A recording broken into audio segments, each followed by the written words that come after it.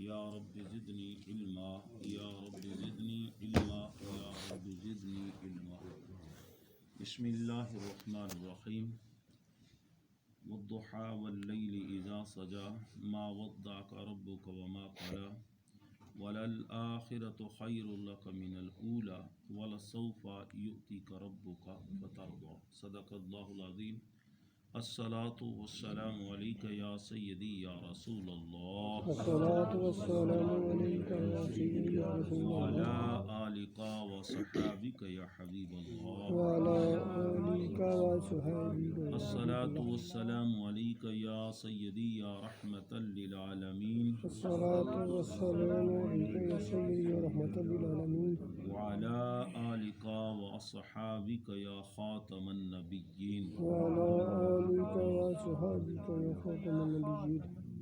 بعد از حمد و صلات اللہ کی توفیق سے پارہ نمبر 30 سورہ الضحیٰ، سورہ نمبر 93، اس کی یہ الفاظ مبارکہ تلاوت کرنے کی سعادت حاصل ہوئی ہے۔ اللہ تبارک و تعالی اس کا مفہوم سمجھنے کی توفیق عطا فرمائے اور اس پر عمل کرنے کی بھی توفیق عطا فرمائے۔ یہ سورہ مبارکہ بھی مکی ہے اور اس میں ایک رکوع ہے، 11 آیتیں ہیں، 40 اس کے کلمات ہیں۔ پچھلی سورہ مبارکہ کے ساتھ اس کے موضوعات ملتے جلتے۔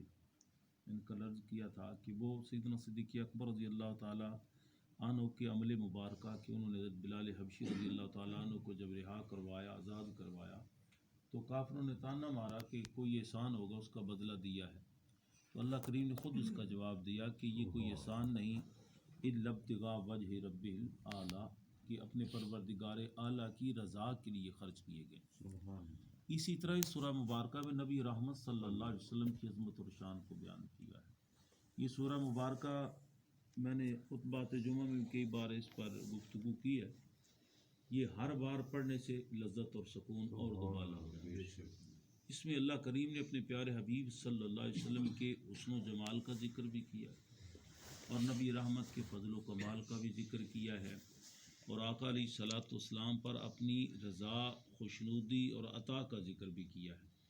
تو جس طرح پچھلی سورہ مبارکہ کا آخری جملہ، آخری مبارکہ وَلَسَوْفَ يَرْضَىٰ، اس کی آیت پاک آتی ہے وَلَسَوْفَ يُؤْتِيكَ رَبُّكَ فَتَرْضَىٰ۔ ادھر تانا حضرت ابوبکر صدیق کے عمل مبارک پر تھا، ادھر نبی رحمت صلی اللہ علیہ وسلم کی ذات پاک پر تھا۔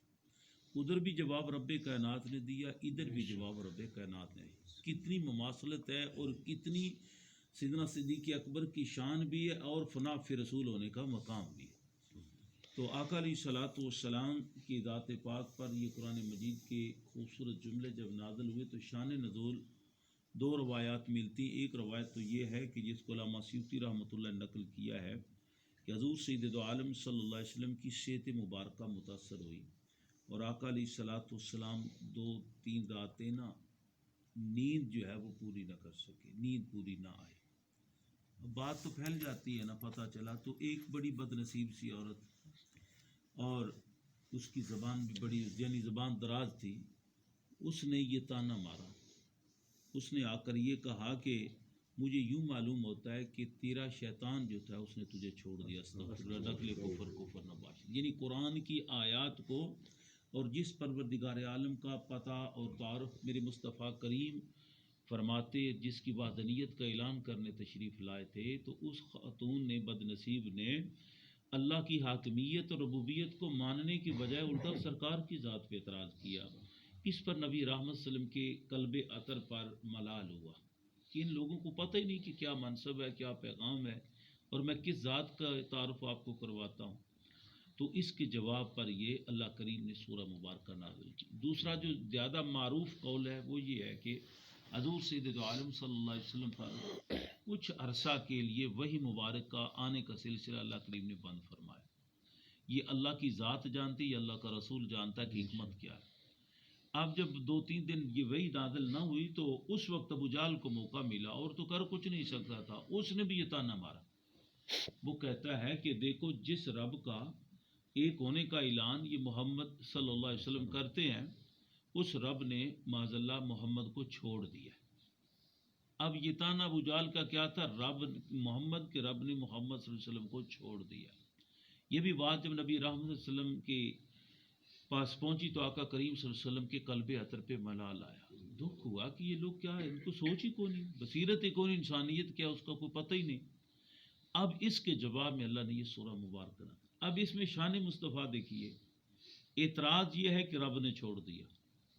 اس خاتون بدبخت نے بولا کہ اس نے جملہ بڑا سخت سا بولا کہ اس نے آپ کو چھوڑ دیا، یعنی اللہ کی ذات کی شان میں بھی گستاخی کی.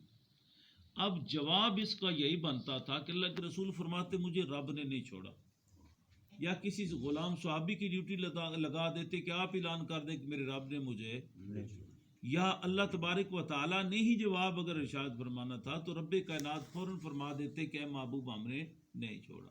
جبریل آ کر اعلان کر دیتے کہ لوگوں اللہ نے اپنے محبوب کو نہیں چھوڑا. سوال بھی یہی ہے، اعتراض بھی یہی ہے، جواب بھی یہی بنتا ہے، اور یہ جواب رب نے دیا بھی ہے.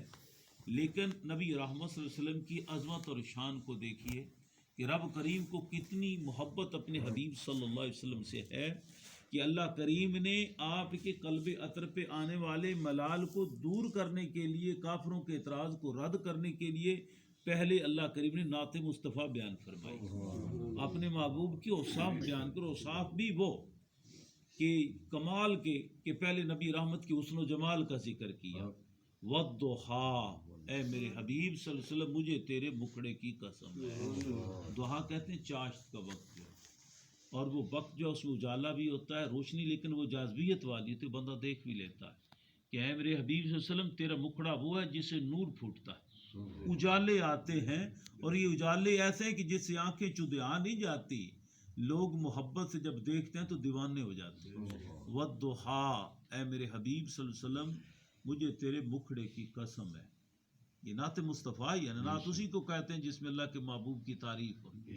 وَالضُّحَىٰ، اے حبیب صلی اللہ علیہ وسلم تیرے مکھڑے کی قسم. وَاللَّيْلِ اِذَا سَجَا، تیری سیاہ زلفوں کی قسم، جب وہ لہراتی ہیں تو سیاہ رات ہو جاتی ہے. اب تیسری آیت میں جواب ہے، ما ودع کا ربو کا، نہ آپ کے رب نے آپ کو چھوڑا ہے، وما کلا، اور نہ ہی وہ آپ سے ناراض ہوا ہے. یہ آیت اعتراض کا جواب ہے. پہلی دونوں آیتیں توصیف مصطفیٰ اور قصیدہ مصطفیٰ اور نعت مصطفیٰ پر. اس سے پتہ یہ چلا کہ اللہ کے محبوب کی تعریف اور اوصاف اور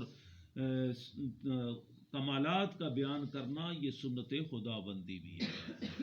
پھر اس میں ایک اور بات کہ دیکھو نا، سرکار کے مکھڑا مبارک کا ذکر پاک ہوا تو اس سے پتہ یہ چلا کہ اشعار میں، نثر میں، اپنی مادری زبان میں، یا جس زبان میں بھی بندہ اللہ کے محبوب صلی اللہ علیہ وسلم کے حسن و جمال کا ذکر کرے تو یہ کوئی مجنون پن نہیں ہے، یہ بدعت نہیں ہے، یہ غلو نہیں ہے، یہ اللہ تبارک و تعالیٰ کا انداز مبارک ہے. وَلَسَوْفَ يُعْطِيكَ رَبُّكَ، آگے فرمایا وَلَلْآخِرَةُ، پھر نعت مصطفیٰ. پوری سورہ مبارکہ میں اعتراضات کے جواب میں ایک آیت ہے، اس سے پہلے بھی نعت مصطفیٰ، بعد میں بھی نعت مصطفیٰ. فرمایا وَلَلْآخِرَةُ خَيْرٌ لَكَ مِنَ الْأُولَىٰ. میرے حبیب صلی اللہ علیہ وسلم یہ کہتے ہیں کہ میں نے چھوڑ دیا ہے. چھوڑنا بڑی دور کی بات ہے، میں نے نہ چھوڑا ہے، نہ میں ناراض ہوں. اگر مجھ سے پوچھیں تو تیری شان میں یوں بیان کرتا ہوں کہ اے حبیب صلی اللہ علیہ وسلم تیرا مقام تو وہ ہے ہر آنے والی گھڑی.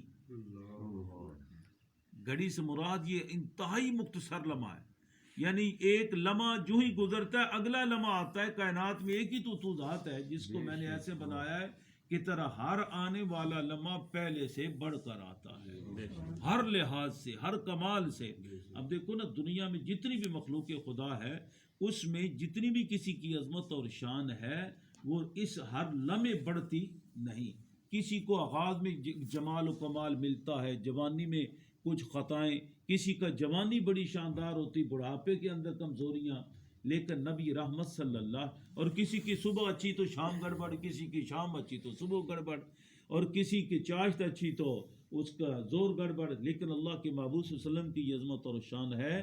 فرمایا کہ میرے حبیب چھوڑنا دور کی بات ہے، ان بدبختوں کو پتہ ہی نہیں، میں تو تیرا وہ رب ہوں اور تیری میری بارگاہ میں وہ شان ہے، ہر آنے والی گھڑی میں تیرا شان پہلے سے اور بڑھ جاتا ہے. اور گھڑی کا تصور کریں، اور کتنی صدیاں بیت گئی، 1440-42 سال تو ہو گئے. اور اس عرصے کے اندر بھی دیکھیں تو وہ پچھلا وقت بھی اور آگے جو آنا ہے وقت وہ بھی काउंट करते जाएं तो सरकार की शान कितनी बराव बराव फिर होगी। ये हर घड़ी बढ़ रही, हर आन बढ़ती जा रही है, और बढ़ा कौन रहा है? अल्लाह की ज़ात। और कितनी बढ़ाई होगी। हर बंदा किसी को खतीब किसी की शान में एक जुमला बोलने लगे, शायर किसी के कसीदा लिखा, अपनी इल्मी बसात के मुताबिक करेगा, अपनी वजूदी ताकत के मुताबिक करेगा। मिसाल के तौर पर मैं गेंद उछालता हूँ, जितनी मेरी ताकत है वो 5 फुट जाएगी, कोई और उछालेगा और ताकत वाला 10 फुट चली जाएगी, कोई और उछालेगा तो और 11 फुट चली जाएगी। ये मिसाल देना मकसद है समझने के लिए। लेकिन परवरदिगार आलम जिसकी शान को बढ़ाए, यार थोड़ा सा तसव्वुर बंदा करे, जिसकी अजमत को शान को अल्लाह की ज़ात खुद ऊंचा करे, उजागर करे, बढ़ाए और ऐलान आम करे, वलल्लाहु आखिरतु खैरुल लका मिनल ऊला। तो रब अपनी शान और कुदरत के मुताबिक बढ़ाता होगा ना। तो रब की कुदरत जैसी किसी की कुदरत है, तो फिर रब ने अपने हबीब के शान को कितना बढ़ाया है, कितना बढ़ा रहा है, बढ़ाता रहेगा। अल्लाह की इज्जत व जलाल की कसम, किसी इंसान के, ये जुमला मेरा जरा ध्यान से सुनना, किसी मखलूक के ना इल्म की बात है, बस की बात है, ना उसकी फहमो इदराक की बस की बात है, जिसके इहाता तहरीर व तकरीर में शान मुस्तफ़ा आ सकती हो। जो ये कह सकता हो कि इतनी शान है। बस हमने वो क्या कहते हैं कि हमने अपने बड़ों से ही सुना है, फक्त अल्लाह ही उनसे बड़ा। बस बादज खुदा बुजुर्ग तू ही किस्सा मुख्तसर, फकत ज़ाते खुदा आपसे आला वरफा है। अल्लाह की ज़ात के बाद कायनात हस्तबूद के अंदर जो भी मखलूक है, वो जिस वजूद के अंदर भी है, अल्लाह की इज्जत की कसम, नबी रहमत सल्लल्लाहु अलैहि वसल्लम की शान उन सब से बुलंद है। कुरान कहता है तिलका रुसुल फद्दलना बादुम अला बाद, कि ये रसूल मखलूक इंसानियत जो है ना, इंसानों में आम इंसान, फिर खास, फिर खवास, फिर उनमें से औलिया में आगे दर्जे हैं, फिर उनसे आगे ताबी, फिर तबा ताबी, ताबी सहाबी, सहाबी से ऊपर फिर दर्जा नबूवत का है। और नबियों में से सबसे आला शान आमना के लाल मोहम्मद मुस्तफ़ा। तो गोया इस पर जितना भी जोर बंदा लगा ले, फिर उसको यही कहना पड़ता है जो पीर मेरे अली शाह ने फरमाया था कि चुप कर मेरे अली, कोई मिसल नहीं ढोलन दी, चुप कर मेरे अली इत्थे जा नहीं बोल।